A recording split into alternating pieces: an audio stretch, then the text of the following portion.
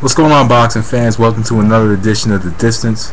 My name is Julian Williams, and here I'm going to talk about Vladimir Klitschko versus Samuel Peter, the matchup that was just rescheduled by Vladimir Klitschko due to the fact that Alexander Povetkin did not show up to the press conference. Anyway, it's a very awkward situation because for the last 2 years, Alexander Povetkin has been the mandatory for Vladimir Klitschko, and the fight has been, talked about for a while. And now the fight was supposed to definitely be happening, but it just continues to get pushed back. But now he lost his rating, and Samuel Peter is going to be stepping in and having now a rematch with Vladimir Klitschko.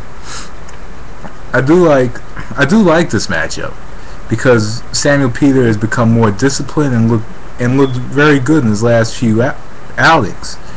But one could only imagine and wonder if the beating he took from Vitaly Klitschko about 2 years ago will have an effect on him now, because on top of that, possibly he could be the first fighter to get beaten 3 times by both brothers, really, if you combine the matches together.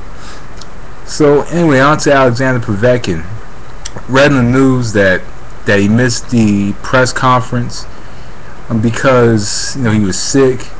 But when you think about it, you have to really wonder whether or not he wanted this fight, or whether or not he was ready for this fight. Because by the time he had beaten Eddie Chambers and became the mandatory, he didn't have too many fights under his belt. So you only have to wonder if he was ready. And Teddy Atlas became his trainer like early last year and talked about how Povetkin wasn't ready for this fight.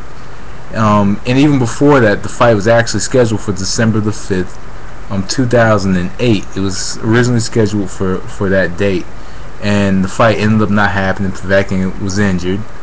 But this is a fight that, when you think about it, that should happen, because it's like, for Povetkin, it's like, why not? Who else is he going to face that's going to prepare him for this fight? Or it's actually, who else prepared him for this fight? He took on Eddie Chambers. Eddie Chambers is the guy that just got knocked out by Vladimir Klitschko. He defeated him.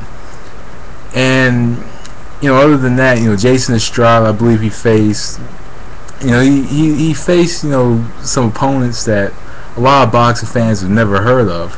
But Jason Estrada and Eddie Chambers are the opponents that really stand out. So honestly, it's like this: if Eddie Chambers, the man that you beat, went in the ring and faced Vladimir Klitschko with no problems, then you shouldn't have a problem going into the ring against Vladimir Klitschko. And a lot of people were looking at Povetkin as possibly a future force when the Klitschko brothers are gone. Some people look at him as the guy that's going to be the leader of the pack when the two-headed monster is out of the heavyweight division. So, why not take this fight now? And maybe this fight could fill up, some holes in Povetkin's game, and how he fights. Maybe it could add more to his arsenal. But the number one reason that this fight is not happening is because of pretty much one man, and that one man is Teddy Atlas. See, the fight would have happened last year if it wasn't for Teddy Atlas consistently pushing the fight back, saying Povetkin's not ready. And 2 years ago, he definitely was not ready, because he did seem green 2 years ago.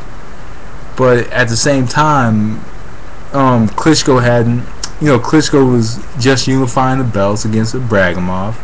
He took out his other mandatory. He was ready to take on another one so we could face David Haye. And Povetkin had the foot injury, and I believe he had surgery for it. But and with the IBF rules, I don't think you could be a mandatory more than like 2 years or something like that. And Klitschko's repeatedly been talking about this fight, and was show up to the press conference, and nobody and this is how I could tell that more than likely Povetkin did not want the fight, is because nobody from his camp showed up to the fight, or showed up to the press conference.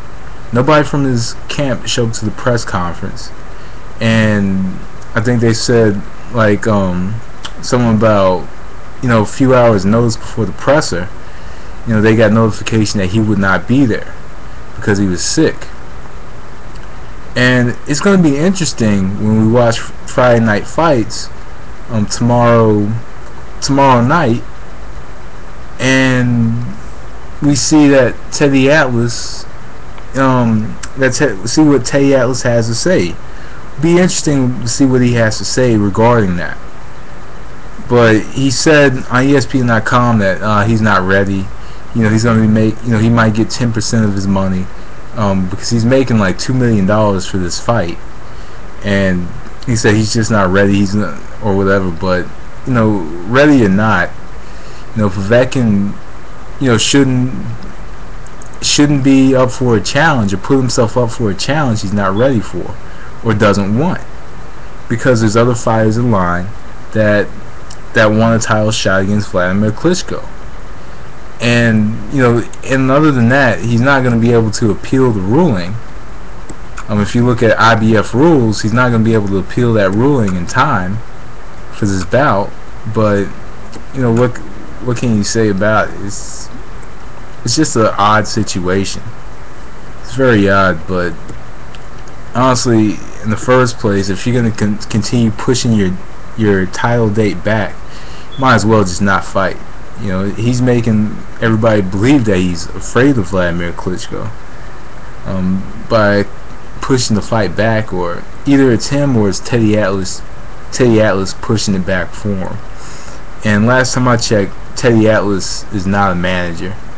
And if he is a manager or trying to manage Povetkin's career, he's doing a hell of a job doing it. Because I really never knew that Teddy Atlas was such a great manager, and that's sarcasm. So anyway, guys, that was The Distance. Thanks for watching. Peace.